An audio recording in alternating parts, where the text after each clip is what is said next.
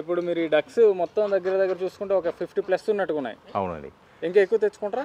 అవును, మేము తీసుకున్నప్పుడల్లా ఒక 200 బర్డ్స్ దాకా తీసుకుంటాము. మ్మ్. ఇవి తమిళనాడు నుంచి తెప్పిస్తామండి. ఇక్కడ మన దగ్గర సోర్సింగ్ చాలా తక్కువ. ఇక్కడ మనకు దొరికేది ఓన్లీ లోకల్ డక్కే ఉంటుంది. మ్మ్. ఇదేమో అమెరికన్ వైట్ పెకింగ్ డక్ అంటారు. అమెరికన్ వైట్ పెకింగ్ ఇది పెంచుకోవడానికైనా పెంచుకోవడానికి బాగుంటుంది, ఫామ్ హౌస్లో పెంచుకోవచ్చు. అండ్ తినడానికి కూడా ఇది బాగుంటుంది. మ్యాక్సిమం ఎక్కువ మీట్ పర్పస్ వాడరేమో, పెంచుకోవడానికి ఎక్కువ వాడతారు.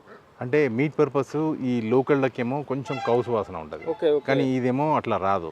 ఈ టెండర్ కూడా మంచిగా ఉంటుంది, టేస్ట్ పరంగా కూడా ఇది బాగుంటుంది. అవును, డక్ అనేసరికి ప్రతి ఒక్కరు నీసు వాసన ఎక్కువగా వస్తుంది అని అంటారు. అవును, అందుకోసమని ఇది ప్రిఫరబుల్. అండ్ ఫామ్ హౌస్లలో పెంచుకోవడానికి కూడా చాలా బాగుంటుందండి. ఇది చూడండి, ఎందుకంటే ప్యూర్ వైట్ ఉందనా? అవును, ప్యూర్ వైట్ ఉందని ఇష్టపడతారు. ఇవి అలా తిరుగుతుంటే కూడా చాలా బాగుంటుంది అనే ఉద్దేశంతో కూడా ఫామ్ హౌస్లలో బాగా ప్రిఫర్ చేస్తారు. ఎక్కడి నుంచి తీసుకొస్తామని చెప్పారు మీరు? ఇవి తమిళనాడు నుంచి. తమిళనాడు నుంచి. అవును. బ్రీడ్ ఏది సార్? ఇది అమెరికన్ వైట్ పెకింగ్. ఓకే, ఇది చూడండి తమిళనాడు నుంచి తీసుకొస్తారంట అమెరికన్ వైట్ పెకింగ్. ఇది చూడడానికి చాలా బ్యూటిఫుల్గా ఉన్నాయి. ఇక్కడ దగ్గర దగ్గర 50 to 70+ ఉన్నాయి. వీలైతే దగ్గర దగ్గర ఒక 200+ తెచ్చుకుంటారు సార్ మీరు? అవునండి, 200+ తెచ్చుకుంటారంట.